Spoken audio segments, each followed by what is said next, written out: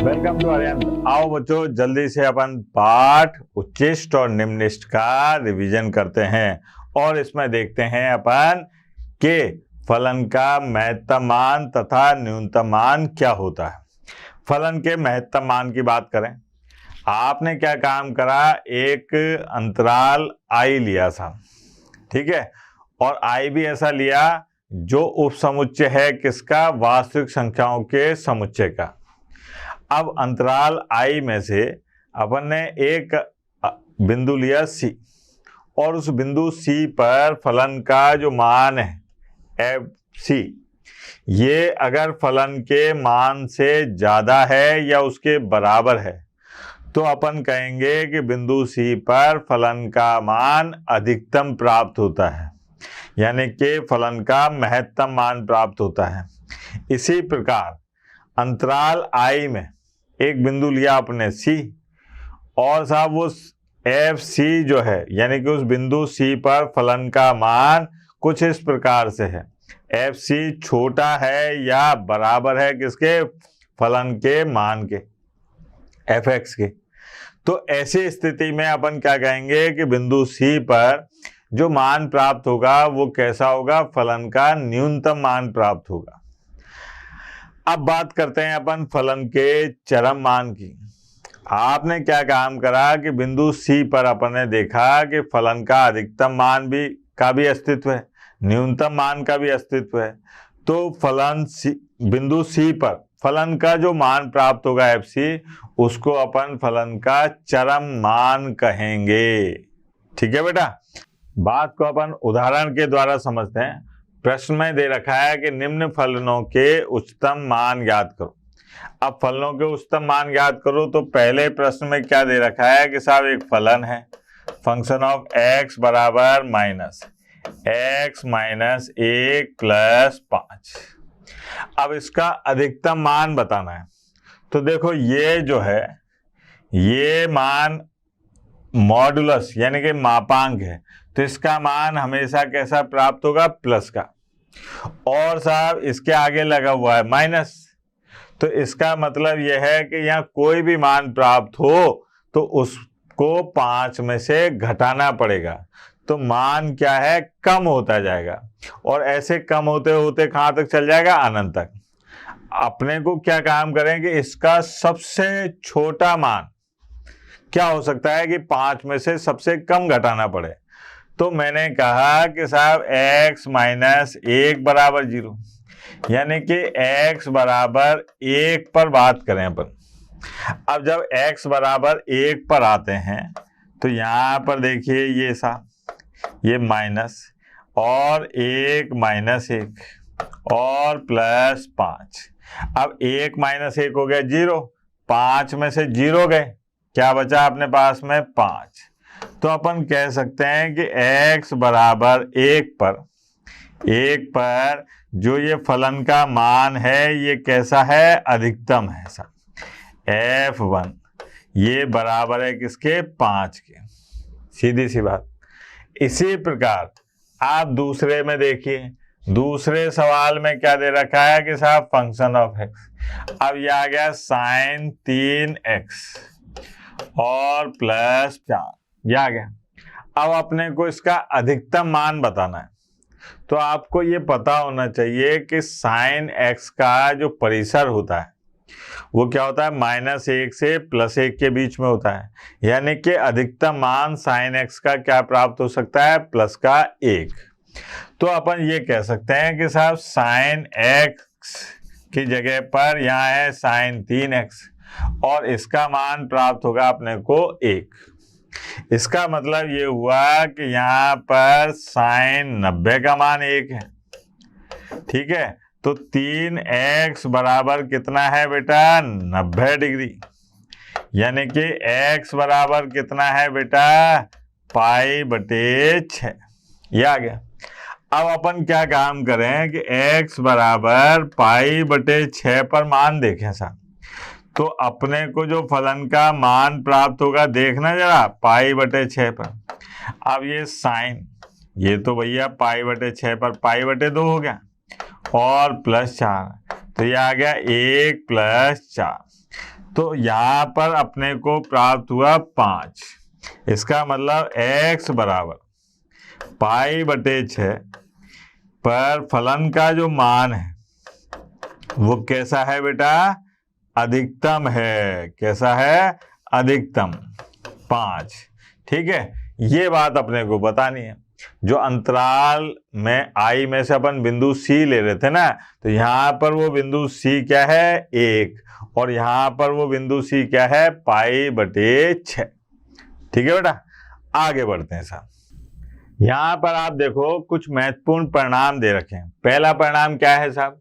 कि प्रत्येक एकदिश फलन या तो वो वर्धमान है या ह्रासमान है, तो ऐसे फलन अपने परिभाषित प्रांत के अंत्य बिंदु पर उच्चतम और न्यूनतम मान ग्रहण करेंगे। ये जरूरी है सब। जो इनका अंत्य बिंदु है उस पर वो अपने न्यूनतम या अधिकतम मान को ग्रहण करते हैं। दूसरी बात कि प्रत्येक सतत फलन संवृत अंतराल यानी कि बंद अंतराल पर उच्चतम तथा निम्नतम मान प्राप्त करते हैं। कैसे? जैसे मान लीजिए आपके पास में एक फलन है फंक्शन ऑफ x बराबर x। ये आपको याद है कि ये एक संतत फलन है, सतत फलन सीधे सीधे। अब x जो है ये खुला अंतराल दे रखा है 0 और 1। इस अंतराल में से अगर आप कोई एक बिंदु ले लो C और उस पर आप इसका अधिकतम और न्यूनतम मान ज्ञात करोगे तो वो प्राप्त नहीं होगा। लेकिन अगर इस अंतराल को आप बदल के क्या कर दो? बंद अंतराल कर दो, तो यहाँ पर 0 पर अपने को न्यूनतम मान प्राप्त हो जाएगा और 1 पर अपने को अधिकतम मान प्राप्त हो जाएगा। ठीक है, तो यहाँ पर इस फलन का बंद अंतराल में बिंदु 0 पर न्यूनतम मान क्या प्राप्त होगा? 0, और बिंदु 1 पर क्या मान प्राप्त होगा? अधिकतम मान, और वो कितना होगा? 1। सीधी सी बात। आगे बढ़े। अब आते हैं अपन स्थानीय उच्चतम तथा स्थानीय निम्नतम। इस ग्राफ को ध्यान से देखो आप। इस ग्राफ में क्या दे रखा है? ये देखो आप, यहां से ये ग्राफ चला ऐसे करके। यहां मैंने क्या काम करा कि 4 बिंदु लिख दिए A B C D। ये क्या है? A B C D पर फलन जो है उसका जो रूप है या जो उसकी प्रवृत्ति है उसको बदलता है, यानी कि वर्धमान से ह्रासमान में बदलता है या ह्रासमान से वर्धमान में बदलता है। तो देखो आप, ये ऐसे ह्रासमान में आ रहा है, लेकिन बिंदु A पर ये कहाँ चला गया? वर्धमान में। फिर बिंदु B पर ये वर्धमान से कहाँ पे आ गया? ह्रासमान में। फिर ये कहाँ पे चला गया? वर्धमान में। तो ये क्या है? अपनी प्रवृत्ति बदल रहा है। ठीक है, अब क्या हुआ कि यहाँ पर जिस बिंदु पर ये अपनी प्रवृत्ति बदलता है उस बिंदु को कहते हैं वर्तन बिंदु। क्या कहते हैं? वर्तन बिंदु। यहाँ पर वो परिवर्तित हो रहा है, इसलिए इसको क्या कहेंगे? वर्तन बिंदु। ठीक है बेटा। अब बात आती है अपने पास में कि यहाँ पर जो A और C मान दे रखे, ये देखो आप, कुछ घाटियां बनी हुई हैं, कुछ पहाड़ियां बनी हुई है। तो ये A और C जो है, यहाँ पर अपने को क्या मान प्राप्त होगा? न्यूनतम, स्थानीय न्यूनतम मान प्राप्त होगा। और जो अपने पास में ये पहाड़ियां बनी हुई हैं B और D पर, यहाँ पर अपन क्या कहेंगे कि ये स्थानीय उच्चतम मान है। ठीक है बेटा। तो यहाँ पर स्थानीय उच्चतम और स्थानीय निम्नतम मान को इस प्रकार से व्यक्त करते हैं। आगे बढ़ते हैं साहब, इसके ज्यामितीय व्याख्या भी कर लेते हैं साहब। निम्नतम मान की और उच्चतम मान की ज्यामितीय व्याख्या। सबसे पहले अपन बात करते हैं उच्चतम मान की। ये देखो आप, एक ग्राफ है। अब यहाँ पर क्या है कि बिंदु C पर आपने मान देखा, तो ये f' C बराबर है। अगर इस बिंदु पर मान देखो और इस बिंदु पर मान देखो, तो यहाँ पर क्या है कि अंतराल C माइनस H और C में फलन f जो है वो कैसा है? वर्धमान है। अर्थात f' का मान जो है 0 से बड़ा है। और अंतराल C और C प्लस H में फलन कैसा है? यानी कि बिंदु यहाँ पर देखें अपन, तो ऐसी स्थिति में एफ डैश एक्स का मान 0 से कम है।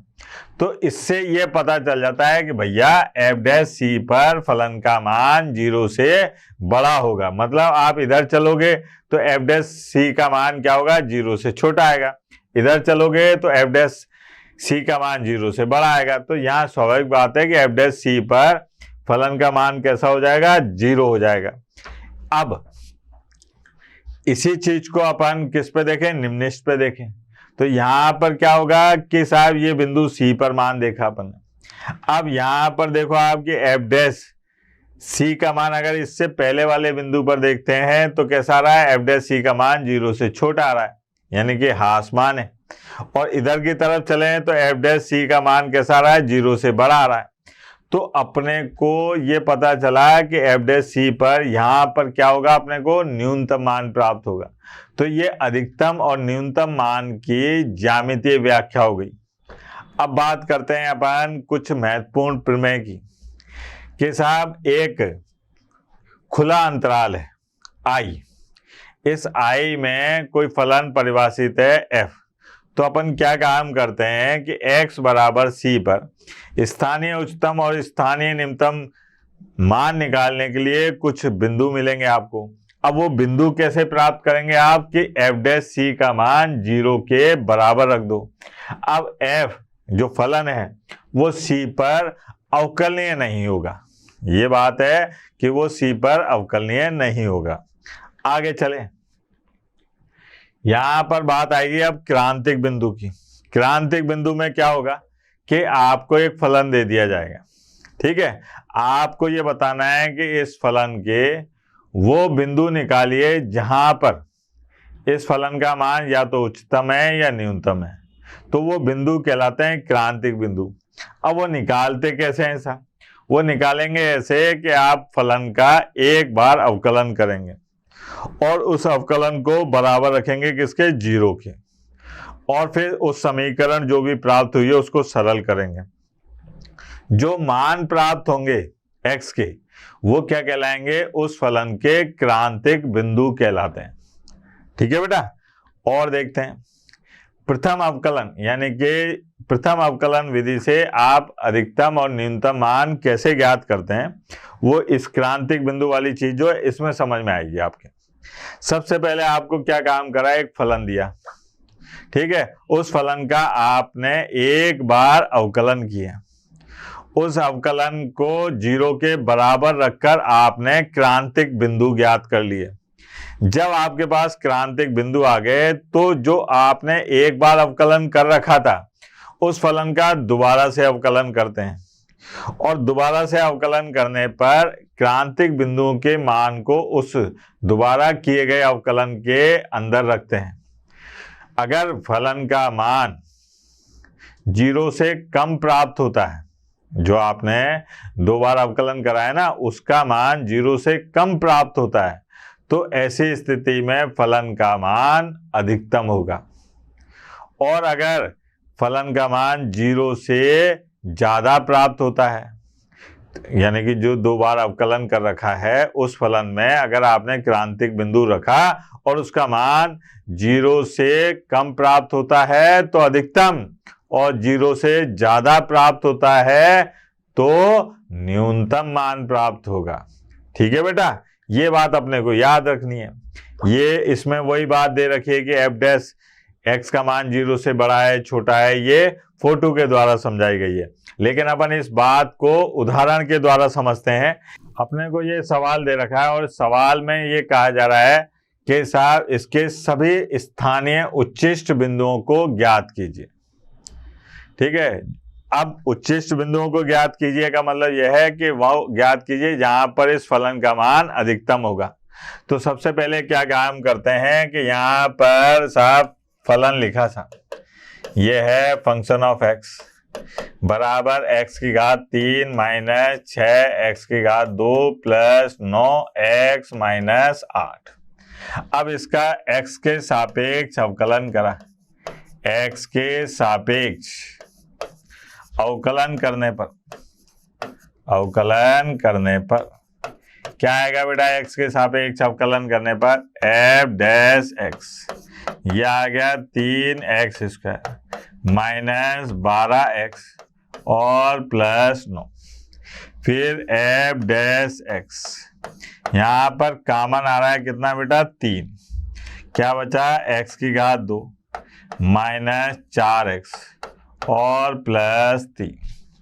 अब यहाँ पर क्रांतिक बिंदु के लिए, काय के लिए, क्रांतिक बिंदु के लिए क्या करना पड़ेगा अपने को, के लिए f डैश x इसका मान 0 के बराबर रखना पड़ेगा। अब 0 के बराबर रखा तो देखना 3x की घात 2 माइनस 4x प्लस 3 बराबर 0, तो ये आ गया अपने पास, इसके गुणनखंड करें, 3 तो गया उधर, तो ये आया अपने पास x माइनस 1 और x माइनस 3 बराबर 0। तो यहाँ पर अपने को 2 मान प्राप्त हुए x के, 1 और 3। ठीक है, अब अपने को ये पता लगाना है कि साहब x बराबर 1 पर फलन का मान अधिकतम है कि न्यूनतम है। क्रांतिक बिंदु तो ये आ गए, और 3 पर अधिकतम है कि न्यूनतम है। तो इस फलन का एक बार और अवकलन करो। इसको अगर अपन समीकरण नंबर 1 और इसको समीकरण नंबर 2 कह देते हैं, तो समीकरण 2 का x के सापेक्ष अवकलन करने पर क्या होगा बेटा, x के सापेक्ष अवकलन करने पर यह आ गया अपने पास में f डबल डैश x बराबर, ये हो जाएगा 3 तो बाहर है ही, और ये हो गया 2x माइनस 4। ठीक है, ये हो गया। इसको कहा अपन ने समीकरण नंबर 3। अब सबसे पहले x बराबर 1 पर मान देखो आप, तो यहाँ पर f डबल डैश x, जब यहाँ पर मैंने 1 रखा तो ये 2 इंटू 1 माइनस 4, तो मुझे क्या प्राप्त हुआ साहब, माइनस के 6, जो 0 से छोटा है अर्थात ऋणात्मक है। तो x बराबर 1 पर फलन का मान कैसा होगा, अधिकतम, यानी कि महत्तम, f अधिकतम है। और साहब x बराबर 3 पर फलन का मान देखा, ये देखो आप, तो यहाँ पर आ गया 3 और 2 इंटू 3 माइनस 4, ये हो गया अपने पास में प्लस के 6, 0 से बड़ा है। तो x बराबर 3 पर फलन जो है वो कैसा होगा, न्यूनतम होगा सर। अब बालक कैसे विश्वास कर ले, तो आप क्या काम करो कि यहाँ पर x बराबर 1 रखो सब, x बराबर 1। ठीक है, कहाँ पर, समीकरण 1 में। तो क्या मिलेगा, 1 की घात 3, 6 इंटू 1 की घात 2 प्लस 9 गुणा 1 और माइनस के 8। अब सरल करो इसको। ठीक है, तो माइनस 6 और माइनस 8 कितने हो गए बेटा, ये हो गए अपने पास माइनस के 14, और ये 9 और 1 10, तो अपने पास में आ गया माइनस के 4। ठीक भाई, अपने पास में ये 9 और 1 10 और ये माइनस 6 और ये माइनस के 14। अब x बराबर 3 पर देखो आप, x बराबर 3 पर मान रखा, तो यहाँ पर आ गया 3 की घात 3 यानी कि 27, और ये आ गया 54, फिर 9 तिया क्या आ गया 27, और यहाँ पर आ गया अपने पास में माइनस के 8। अब ये तो कट गए, क्या बचा, माइनस के 8। अब मैं आपसे पूछूं कि माइनस 4 और माइनस 8 में बड़ा कौन है, तो भैया ये है माइनस 4 बड़ा और ये है छोटा। तो ये कहा गया था कि x बराबर 1 पर फलन का मान कैसा आएगा, अधिकतम, और x बराबर 3 पर फलन का मान कैसा आएगा, न्यूनतम। देखो वही आ रहा है सब। ठीक है बेटा, आगे बढ़ते हैं, द्वितीय अवकलज परीक्षण पर आते हैं। द्वितीय अवकलज परीक्षण में क्या होगा कि साहब आपको एक अंतराल दे रखा i, ठीक है, और इसमें फलन f परिभाषित है। i में से आपने एक बिंदु लिया c और फलन f का 2 बार अवकलन कर दिया आपने। 2 बार अवकलन करने के बाद में आपको ये प्राप्त हुआ कि एफ डैश सी, यानी कि एक बार अवकलन करने पर जब सी का मान रखा तो फलन का मान 0 आ गया, और 2 बार अवकलन करने पर सी का मान रखेंगे तो अपने को क्या प्राप्त हो रहा है, वो मान 0 से छोटा प्राप्त हो रहा है, यानी कि नेगेटिव, यानी कि ऋणात्मक प्राप्त हो रहा है। तो ऐसी स्थिति में कहेंगे कि साहब बिंदु सी पर फलन का ये, ठीक है, कौन सा स्थानीय उच्चतम मान है।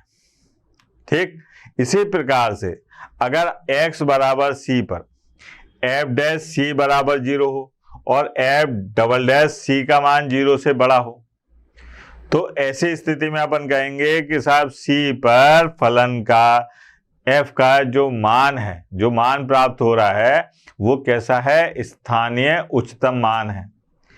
अब अगर मान लीजिए एफ डैश सी बराबर 0 है, एफ डबल डैश सी बराबर भी 0 है, तो ऐसी स्थिति में अपन सी का स्थानीय उच्चतम, स्थानीय निम्नतम तथा नति परिवर्तन बिंदु कह के इसको समाप्त करेंगे।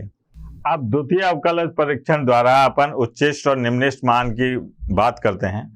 तो ऐसा करते हैं कि अगर अपने को एक फलन दे रखा है और उस फलन पर अपन को उच्चिष्ट और निम्निष्ट मान की व्याख्या करनी है, तो अपन क्या काम करेंगे, उस फलन का एक बार अवकलन करेंगे। एक बार अवकलन करने के बाद में क्रांतिक बिंदु के लिए, क्रांतिक बिंदु प्राप्त करने के लिए आप क्या काम करेंगे, उस एक बार जो अवकलन किया गया है और जो मान प्राप्त हुआ है उसको बराबर 0 के रख देंगे।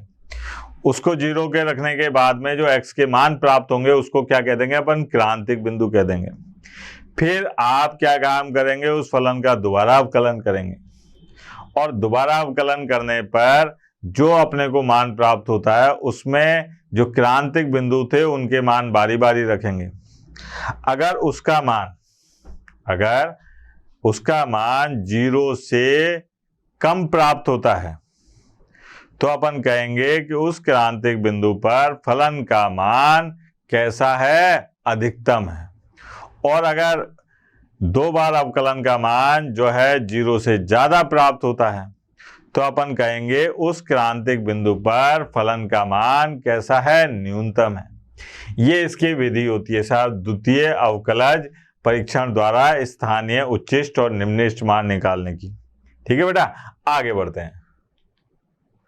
अब साहब उच्चिष्ट और निम्निष्ट के अनुप्रयोग देखो। आप उच्चिष्ट और निम्निष्ट के कई सारे अनुप्रयोग हैं। ठीक है, दैनिक जीवन में भी काम आते हैं अपने को कि भाई अपन कितना तार लें, कितना वो लें, है ना। टंकी बनाएं तो उसका पेंदे का आयतन कितना रखें जिससे उसका घन आयतन, यानी कि उसमें ज़्यादा से ज़्यादा पानी भरा जा सके। उसके लिए अपने को क्या है, कुछ एक सूत्र याद करने पड़ेंगे।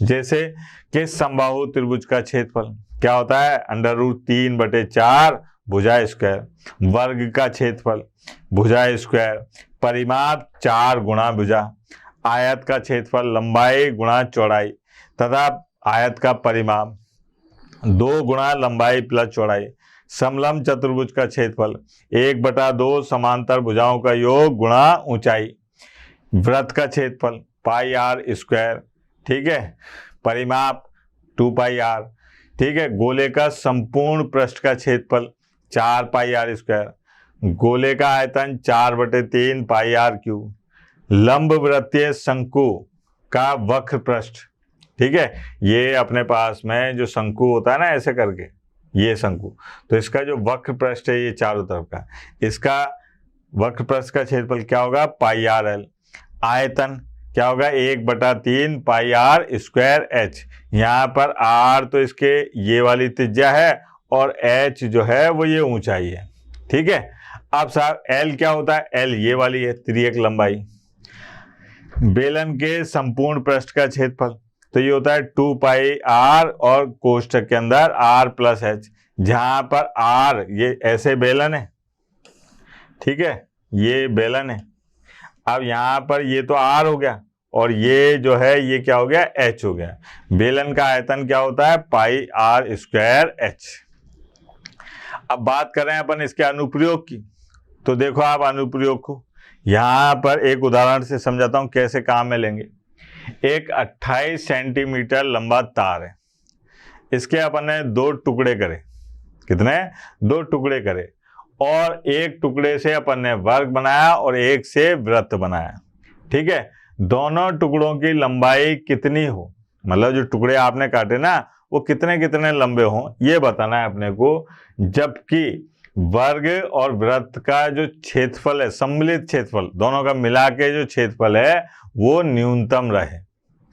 समझना। अब यहां पर देखो आप ये हल, ये क्या दे रखा है अपने को कि साहब आपने एक तो काटना है, जो तार काटे ना उससे एक तो बनाना है वर्ग। मान लिया आपने कि वर्ग की जो भुजा है वो है x और एक बनाना है वृत्त। ठीक है, इस वृत्त की त्रिज्या है अपने पास में कितनी r। अब अपने को जो दे रखा है वो है इसका परिमाप, है ना, वो कितना है 28 सेंटीमीटर। मतलब इसमें जो तार इस्तेमाल किया गया है उसकी लंबाई कितनी है 28 सेंटीमीटर। अगर मैं आपसे कहूं कि साहब इस का परिमाप यानी कि दिया है करके लिखूं तो इसका जो परिमाप होगा वो होगा 4 गुणा x और इसका परिमाप क्या है परिधि, तो ये आ गया 2 पाई r, है ना बेटा, और बराबर दे रखा है अपने को कितना 28। ये आ गया। ये अपने पास में अब चाहो तो आप इसमें से 2 हटा दो तो क्या बचा अपने पास में 2x प्लस पाई r और बराबर यहां पर आ गया अपने पास में 14। इसको कह दिया अपन ने समीकरण नंबर 1। ठीक, अब अपने को जो अधिकतम और न्यूनतम की बात करनी है वो किस में करनी है, इनके सम्मिलित क्षेत्रफल में। अब क्षेत्रफल को अपन ने एरिया का, तो यहां पर a बराबर, अच्छा मैं आपसे पूछूं वर्ग का क्षेत्रफल, तो यह आ गया x की घात 2। फिर मैंने कहा कि साहब वृत्त का क्षेत्रफल, तो यह आ गया पाई r स्क्वायर, जो अभी अपन ने पहले देखा। अब अपने को इसके अंदर बात करनी है कि साहब अधिकतम और न्यूनतम की, किसके अंदर, इसके अंदर। लेकिन यहां पर क्या है गड़बड़ हो गई साहब। ये क्या गड़बड़ हो गई कि यहाँ 2 हैं, ये 2 अपने को क्या है एक को विलुप्त करना पड़ेगा, या तो x को कर दो या r को कर दो। अब बताओ किसको विलुप्त करूं साहब।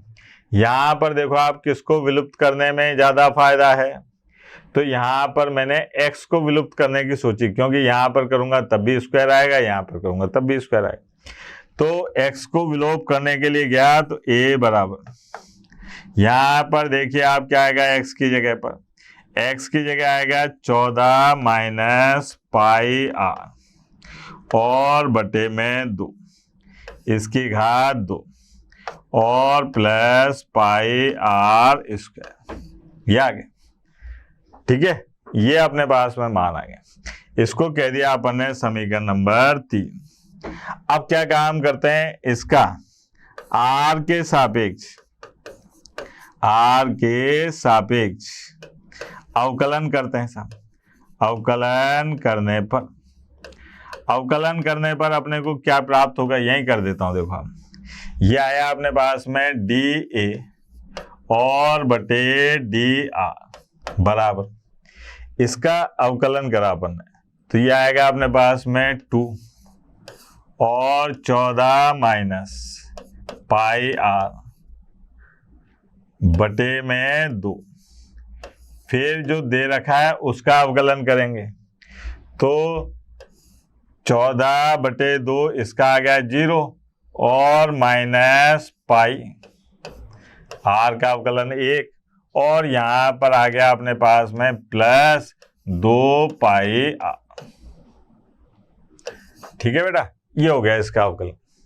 और सरल कर लें इसको तो भैया ये जो माइनस पाई है dA और बटे dr बराबर 2 से तो ये 2 कट गया, ऐसे काट दो। यहाँ आ गया अपने पास में माइनस के 14 पाई और साहब प्लस पाई स्क्वायर r और प्लस 2 पाई r। ठीक है, अब अपने को क्या काम करना है, अब अपने को यहाँ पर क्रांतिक बिंदु निकालना है, यानी कि अधिकतम व न्यूनतम के लिए, अधिकतम व न्यूनतम के लिए क्या काम करना पड़ेगा कि DA/DR इसको बराबर करना पड़ेगा 0 के। तो ये आ गया -14 पाई और साहब plus pi square R plus 2 पाई R, ठीक है, बराबर क्या आ गया 0। अब देखना आप यहां से क्या गया, सबसे पहले तो पाई उड़ा दो सब, ठीक है। जब पाई को उड़ाया आपने तो मेरे पास में क्या क्या बचा, यहां पर बचा -14, यहां बचा पाई R और यहां पर बचा 2R, ठीक, और साहब बराबर 0। अगर मैं यहां से R का मान निकालता हूं, R का मान मुझे क्या प्राप्त होगा जरा देखें। R का मान मुझे प्राप्त होगा 14/14 और पाई प्लस 2, ये आ गया सर। R का मान मुझे ये प्राप्त हुआ 14/पाई प्लस 2। अब मैं जो दे रखा था ये DA/DR, इसका एक बार और अवकलन करता हूं। इसको मैंने नाम दे दिया समीकरण नंबर 4। अब समीकरण 4 का पुनः R के सापेक्ष अवकलन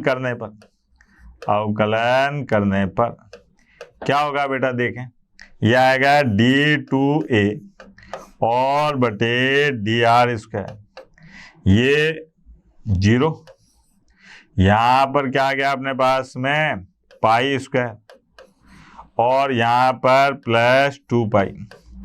अब यहाँ R का ये मान रखोगे तो आपको 0 से बड़ा ही मान प्राप्त हो रहा है, ठीक है। अगर मैं R का ये मान रखूं तो इसमें D2A/DR² का मान 0 से बड़ा प्राप्त हो रहा है। इसका मतलब ये हुआ कि साहब R बराबर 14/पाई प्लस 2 पर जो A है का मान कैसा है, न्यूनतम है। लेकिन अपने से ये नहीं कह रहा है कि आप इस पर न्यूनतम और अधिकतम मान ज्ञात करो।